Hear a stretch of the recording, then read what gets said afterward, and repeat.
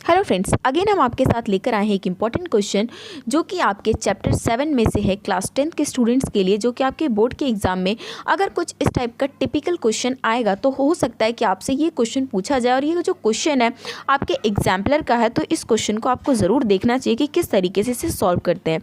So let's read the question.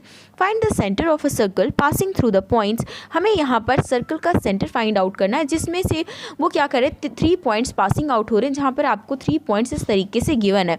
तो यहाँ पर मैंने आपको सर्कल ड्रॉ करके दिखाया ताकि आपको बात समझ में आ जाए, वरना आपको ड्रॉ करना नहीं करना आपकी मर्जी है।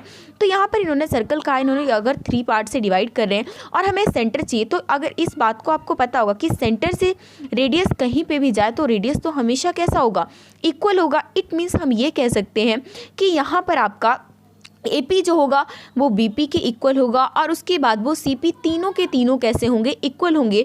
और इसी की हेल्प से हम जो है तो आपके जो सेंटर ऑफ द सर्कल की वैल्यू, उसके जो पॉइंट्स है उसको फाइंड आउट करेंगे। तो यहाँ पर हमने ये मान लिया कि let PXY is the centre of the circle, जहाँ पर हमें 3 पॉइंट्स गिवन थे ABC, तीनों का नाम हमने इस तरीके से दे दिया। और यहाँ पर हमें ये भी पता है कि तीनों क्योंकि रेडियस है तो तीनों का जो डिस्टेंस होगा दैट वुड बी इक्वल।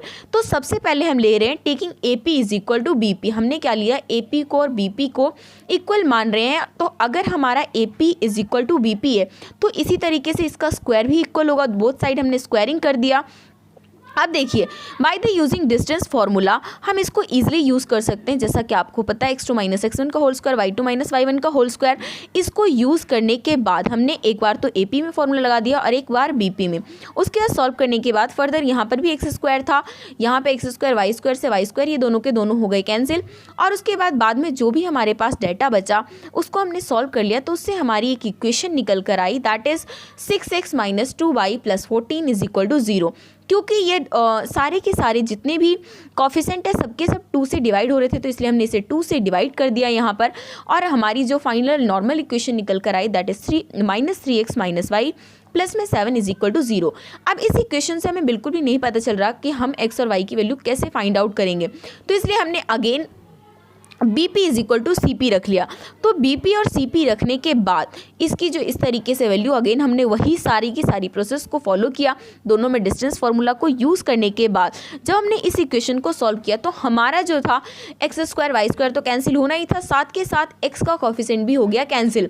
तो कैंसिल होने की वजह से यहाँ पर हमारे y की वैल्यू फाइंड आउट हमने कर लिया। तो y is equal to -2। It means हमें एक पॉइंट्स तो अब तक पता चल चुका है।